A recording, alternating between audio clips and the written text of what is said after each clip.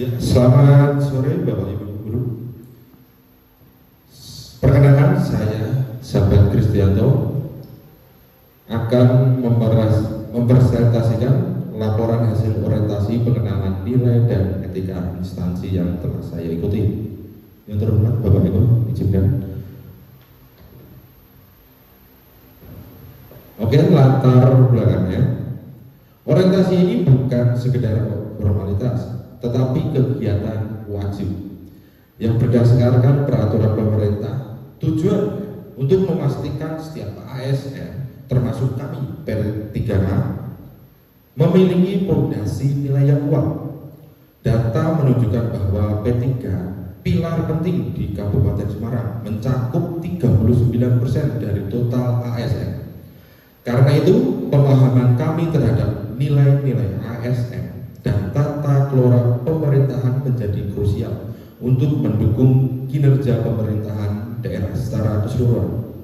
Secara pribadi, orientasi ini bagi saya adalah kompas, sebuah panduan untuk memahami peran baru saya, tidak hanya sebagai pengajar, tetapi sebagai seorang ASN yang diharapkan profesional, akuntabel, dan berintegritas dalam melayani masyarakat.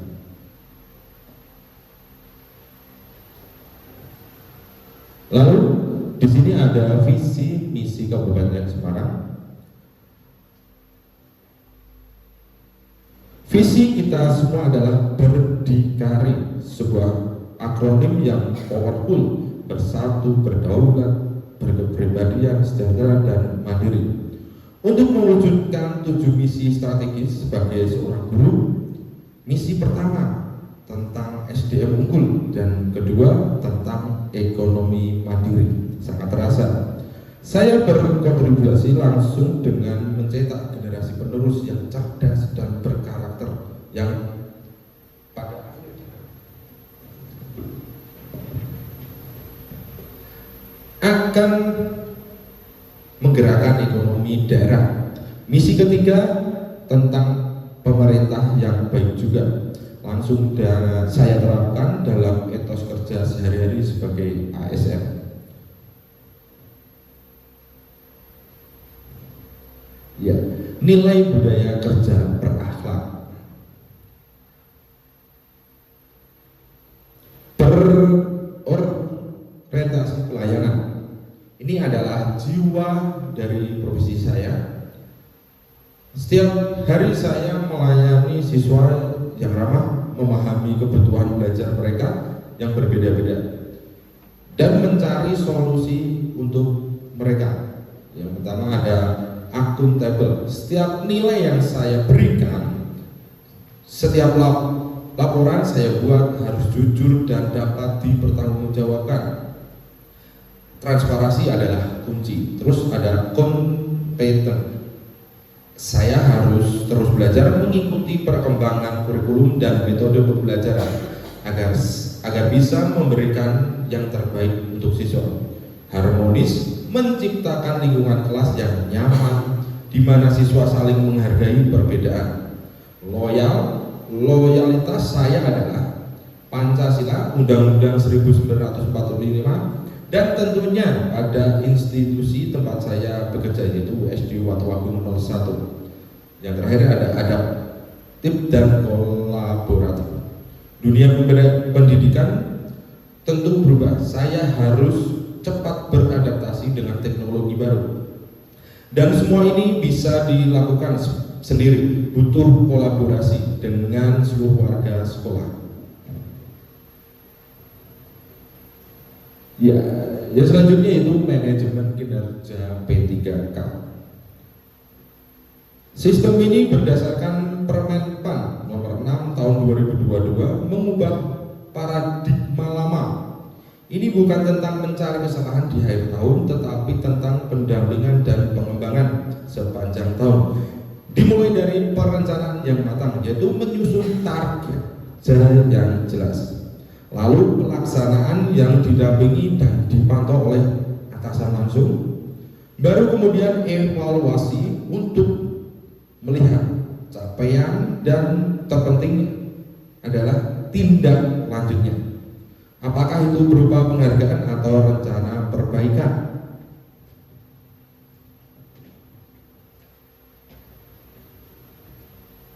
Saya menyambut baik sikap ini karena EA mendorong dialog yang berkontribusi dengan pimpinan untuk bersama-sama meningkatkan kinerja.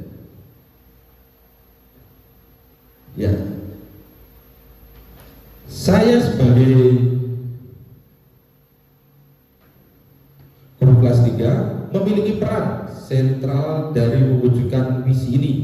Tugas pokok saya dimulai dari merencanakan pembelajaran yang kreatif, melaksanakan proses belajar mengajar dengan semangat, menilai perkembangan siswa secara adil, hingga membimbing mengelola administrasi kelas dengan tertib. Struktur organisasi SOTK ini adalah bagian sederhana struktur di sekolah kami. Kepala sekolah yaitu TH Wulandari yang membimbing kami semua. Jadi, di bawahnya terdapat tim guru yang terdiri dari guru kelas. Disinilah posisi saya yang berwarna agak putih itu, guru kelas 3 dan guru mata pelajaran agama, PJOK, bahasa Inggris. Seluruh proses pendidikan juga didukung oleh staf tata usaha tenaga kependidikan bekerja di belakang layar. Kami adalah satu tim yang bekerja sama untuk kemajuan siswa. Ya, rencana hasil kerja tahunan RHKT1. Apa yang dilakukan? Ya, di sini terlihat tabel RHK ini adalah peta navigasi kerja saya di tahun 2025. Saya menetapkan 3 sasaran utama. Yang pertama itu meningkatkan kualitas pembelajaran dengan target 85 siswa tuntas belajar. Ini adalah tujuan utama saya.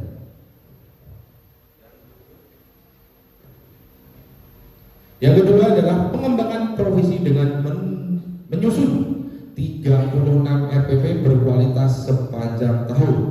Yang ketiga, melaksanakan asesmen secara tepat waktu untuk memantau perkembangan siswa. Jadi rencana hasil kerja tahun kedua ini adalah contoh bagaimana nilai-nilai itu hidup dalam rencana kerja saya. Berorientasi pelayanan terwujudnya ketika saya memberikan remedial untuk siswa yang tertinggi dan pengayaan untuk yang lebih cepat. Ini adalah pembelajaran yang berpusat pada siswa student accountable. Saya tujukan dengan mencatat, melaporkan setiap perkembangan siswa secara jujur dan transisi kepada orang tua. Kolaboratif adalah kunci. Saya harus aktif berkoordinasi dengan wali kelas, guru lain, dan terutama adalah orang tua. Ya, simpulan, secara keseluruhan orientasi ini telah memberikan pemahaman yang sangat jelas tentang makna menjadi seorang ASN.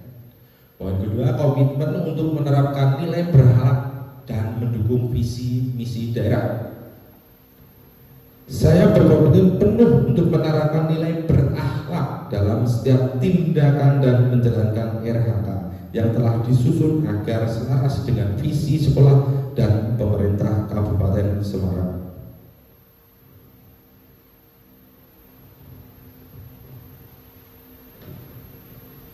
Jadi manfaat orientasi ini bagi saya pribadi ini adalah peningkatan kompetensi dan kepercayaan diri yang sangat besar. Bagi sekolah, saya berharap dapat berkontribusi dan meningkat kualitas pembelajaran dan pencapaian visi sekolah. Dan yang terpenting bagi masyarakat dan orang tua, semua bermuara pada satu hal, meningkatkan kualitas pendidikan dan kepercayaan mereka kepada kami guru dan sekolah. Ini ada contoh dokumentasi kegiatan orientasi. Ya, ini terakhir yaitu mungkin ada bapak atau ibu yang ingin bertanya.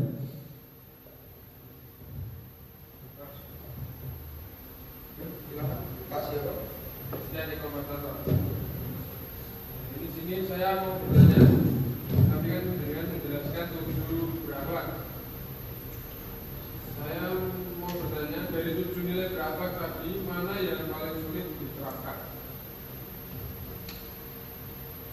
Oke, saya akan menjawab dari pertanyaan Pak. Dari 7 nilai berakhlak, mana yang paling sulit dan untuk diterapkan dan mana yang mudah? Menurut saya yang paling mudah mungkin berkontribusi pelayanan, karena itu adalah jiwa dari profesi guru. Setiap hari kami melayani kebutuhan belajar siswa. Yang paling menantang mungkin adaptif. Dunia pendidikan terus berubah dengan sangat cepat, terutama dengan teknologi. Tantangannya adalah konsisten untuk terus belajar dan berinovasi, menciptakan metode pembelajaran yang relevan bagi generasi Z dan Alpha di tengah rutinitas yang padat. Namun ini justru membuat profesi guru tidak membosankan. Sekian, mungkin ada pertanyaan lain.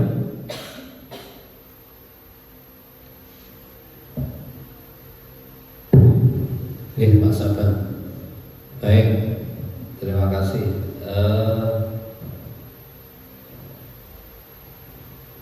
Yang pertama saya terkait dengan nilai-nilai dulu, ya, baik nilai-nilai dulu.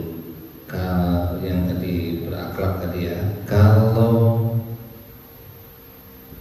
Pak Sabar, kalau yang akuntabel itu maksudnya apa Pak? Yang jenengan pahami apa Pak akuntabel itu? Saya kembali sebentar, jadi saya geser ke enggak, sepemahaman Bapak saja, sepemahaman saja dipahami kan, ini harus dipahami tidak dihafalkan gitu ya. Maaf, saya membawa agak catatan, jadi ringkasan materi saya, karena saya jujur kalau dipandang oleh atasan saya agak minder, jadi saya mempersiapkan.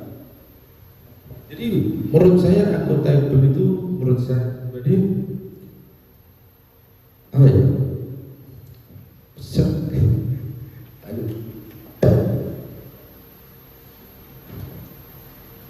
Sepemahaman Pak Bapak saja, nggak usah melihat, karena ini kan sudah ikut pelatihan. Dari kata akuntabel menurut saya ya, dari saya jadi nilai dari kejujuran. Ya, kejujuran saya dalam mungkin yang mengajarkan untuk para siswanya dan menjujurkan lagi dari hasil apa yang anak itu hasilkan. Kemudian coba tunjukkan LHK-nya di slide itu. Mana LHK-nya? LHK yang pertama ya Pak? Ya. Ya. Apa LHK-nya? Mungkin apa? LHK-nya apa? Rencana hasil tingkat kualitas pembelajaran. Apa itu? LHK-nya apa? Rencana hasil kerja Pak. Rencana hasil kerja Pak Sahabat yang mau diimplementasikan, mau diterapkan itu apa? Kalau tadi ada peserta LHK-nya membuat RPP, ada LHK-nya mengikuti pelatihan, ada LHK-nya mengikuti atau melaksanakan ekstrakurikuler. Lah Pak Abad ini LHK-nya apa ini? Salah satunya membuat rencana yaitu RPP mungkin sebanyak 36. Jadi 1 tahun itu saya membuat RPP untuk mempersiapkan rencana saya dalam mengajari anak-anak, mungkin itu. Nanti tolong LHK-nya kalau tingkatkan kualitas pembelajaran, nah itu masih sifatnya terlalu umum ya. Jadi nanti coba dispesifikasikan apa LHK-nya. Tingkatkan kualitas pembelajaran dari segi apanya? Apa pemanfaatan media pembelajaran digitalnya, apa penyusunan perencanaannya, apa pemanfaatan pendekatan pembelajarannya, apa asesmennya, atau apa itu Jadi nanti dibuat lebih spesifik. Terus Pak, gitu ya Pak Abad ya? Ya Pak. Terus satu, penjelasan apa? Kok sudah punya PowerPoint kok masih harus membaca teks itu? Kembali lagi ke alasan tadi saya, mungkin saya terlalu gampang panik dulu. Oh, Iya. Jadi sebedanya dengan murid, kalau murid mungkin sudah biasa sama anak kecil ngomong itu sudah biasa, tapi kalau dengan mungkin salah satunya atasan saya agak minder. Oke, nanti terus menggali pengalaman, insya Allah akan menjadi lebih berpengalaman gitu Ya, ya. terima kasih. Oke, boleh kembali. Aplaus dulu Pak Ibu.